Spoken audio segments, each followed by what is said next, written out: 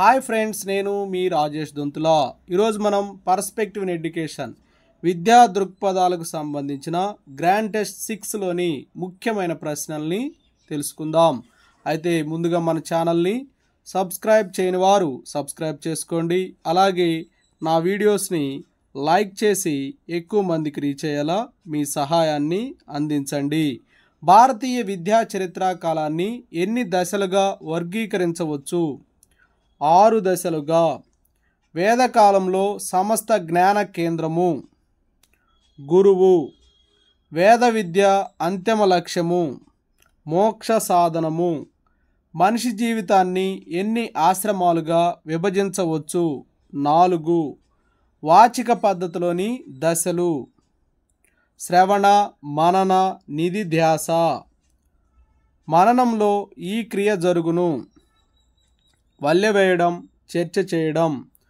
గురువు స్థానం వేద విద్యా కాలంలో దైవ సమానముగా. వేదకాలంలో ఈ బోధనకు ప్రాధాన్యత ఇచ్చేవారు. సంస్కృతం. వేద విద్యలో గురు శిష్యుల సంబంధము ప్రత్యక్ష సంబంధము. వేద విద్య దీనికి మాత్రమే ప్రాముఖ్యము ఇచ్చును. ఆధ్యాత్మిక చింతన. నేటికి భారత సామాజిక వర్గాల వారిలో అత్యధికులు నిరక్షరాస్యులుగా ఉండటానికి ఈ విద్యే కారణము. వేద విద్య. గురువు కాగల అర్హతను ఒక్క వర్ణానికే పరిమితం చేసిన విద్య వేద విద్య. బౌద్ధ విద్యా విధానం ఎవరి బోధనల ద్వారా నిర్మించబడింది? బుద్ధుని బోధనల ద్వారా. విద్యను వేటి నుండి విముక్తి చేయాలని బుద్ధుడు సూచించాడు? కోర్కె నుండి, దుఃఖము నుండి. దుఃఖమును పోగొట్టుటకు బుద్ధుడు ప్రతిపాదించిన మార్గాలు అష్టాంగ మార్గాలు. బౌద్ధ విద్యా పబ్బజ్జకు అర్హమైన సంవత్సరం 8 సంవత్సరాలు. బ్రాహ్మణులకు ఉపనయన వయస్సు 8 సంవత్సరాలు. వేదకాలంలో రాజభాష పండిత భాషగా ఉండెను. సంస్కృతం. బౌద్ధ బోధనా విధానంలో ఆచరించిన పద్ధతులు గతి తార్కిక ఆచరణాత్మకత, వాచిక ప్రశ్నోత్తర, చర్చా సంభాషణ ఇవన్నిటినీ కూడా అనుసరించారు. సార్వజనీన విద్యను ప్రతిపాదించింది బౌద్ధ విద్య. క్షత్రియులకు ఉపనయన వయస్సు 10 సంవత్సరాలు. విషయాన్ని జీర్ణం చేసుకోవాలంటే ఇది అవసరము. ధ్యానము. బౌద్ధ విద్యా విధానం ఈ మాధ్యమంలో జరిగెను. పాళీ. ముస్లిం బౌలర్ను ఎన్ని సంవత్సరాలు నిండిన తర్వాత మక్తబ్లో చేర్చెను? 4 సంవత్సరాల 4 నెలల 4వ రోజు.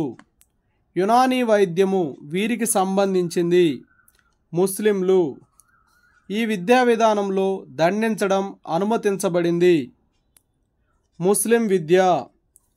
ముస్లిం బాలికల విషయంలో జరిపే విద్యాభ్యాస క్రియను ఏమంటారు? జార్మిఫానీ. ఇండియాలో యూనివర్సిటీ గ్రాంట్ కమిషన్ ఏర్పాటు ఏ నివేదిక ఫలితము? సార్జెంట్ కమిటీ నివేదిక ఫలితము. మాధ్యమిక పాఠశాల స్థాయిలో ఒక పబ్లిక్ పరీక్ష ఉండాలని సూచించిన కమిటీ మొదలియార్ కమిటీ. భారతీయుల స్థితిగతులపై, భారతీయ విద్యపై అబ్జర్వేషన్స్ పేరిట పుస్తకాన్ని రాసిన వారు చార్లెస్ గ్రాంట్. భారతదేశంలో విద్యా వ్యాప్తి కృషి చేసిన వారిలో ప్రథమ యూరోపియన్లు పోర్చుగీసు వారు. భారతదేశంలో ఆధునిక విద్యా పితామహుడిగా ఇతన్ని గుర్తించవచ్చు. Charles Grant. Director of public ఇన్స్ట్రక్షన్ను నియమించాలని సూచించిన కమిటీ వుడ్ కమిటీ. పరీక్షలో సంస్కరణలు సూచించి పరీక్షలో లక్ష్యాత్మక ప్రశ్నలు ప్రవేశపెట్టాలని సూచించిన కమిటీ ఏది? మొదలియార్ కమిషన్. విద్యాస్థాయి అన్నింటిలోనూ పని అనుభవమును ప్రవేశపెట్టాలన్న సూచన కొఠారి కమిషన్ సూచన. ఇస్లాం వ్యవస్థలో ప్రాథమిక పాఠశాలను ఏమంటారు? మక్తబ్ అంటారు. ఇస్లాం స్త్రీకి మక్తబ్ మదర్సాలలోనికి ప్రవేశం లేకపోవడానికి కారణము పరదా పట్టిక. ఇస్లాం విద్యా వ్యవస్థ బోధన భాషగా పారసీక, అరబ్బీ. ప్రాథమిక పాఠశాలలో పనిచేసే ముస్లిం ఉపాధ్యాయులను ఈ పేర్లతో పిలిచేవారు: మౌల్వీ, ఇమాం. బెనారస్ సంస్కృత పాఠశాలను స్థాపించిన సంవత్సరం 1791. 1953లో విశ్వవిద్యాలయాల విరాళాల సంఘాన్ని పునరుద్ధరించి 1956లో ప్రత్యేక శాసనం ద్వారా యూజీసీని చట్టబద్ధం చేయడం ఈ కమిటీ సిఫారసుల మేరకు జరిగింది. రాధాకృష్ణన్ కమిటీ. ప్రాథమిక విద్యా వ్యాప్తికి అడ్డంకులు వృధా స్తబ్దతలని పేర్కొన్న కమిటీ హార్టాగ్ కమిటీ. భారతీయ తొలి విద్యా కమిషన్ అని దీనికి పేరు హంటర్. సహాయ విరాళ విధానమును భారతదేశంలో రూపొందించాలని సూచించిన కమిటీ వుడ్.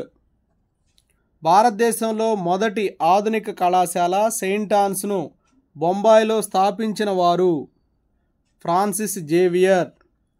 ప్రాథమిక విద్య ఉపాధ్యాయుల శిక్షణా కాలం 2 సంవత్సరాలు. మాధ్యమిక ఉపాధ్యాయులకు 1 సంవత్సరం శిక్షణ ఉండాలని ప్రతిపాదించిన కమిటీ కొఠారి కమిషన్. పిఓఏ 92 సామాజికోపయోగ ఉత్పాదక కృత్యం భావనను సూచించింది. ఈశ్వర్భాయ్ పటేల్ కమిటీ. కంప్యూటర్ అక్షరాస్యత కార్యక్రమాలను పాఠశాల స్థాయి నుండి ప్రారంభించాలని సూచించింది. జాతీయ విద్యా విధానం 1986 జిల్లాకు ఒక డైట్ స్థాపన జరగడానికి కారణము. జాతీయ విద్యా విధానం 1986 ప్రాథమిక పాఠశాలల్లో కనీస సౌకర్యాల కల్పన కోసం నల్లబల్ల పథకం అమలుపరచాలి అని సూచించింది. జాతీయ విద్యా విధానం 1986. Okay, thank you friends. నా వీడియో నచ్చినట్టు లైక్ చేయండి, మీ మిత్రులు షేర్ చేయండి. ఇంకా మన ఛానల్ని సబ్స్క్రైబ్ చేయనట్లయితే సబ్స్క్రైబ్ చేసుకోండి. Thank you for watching.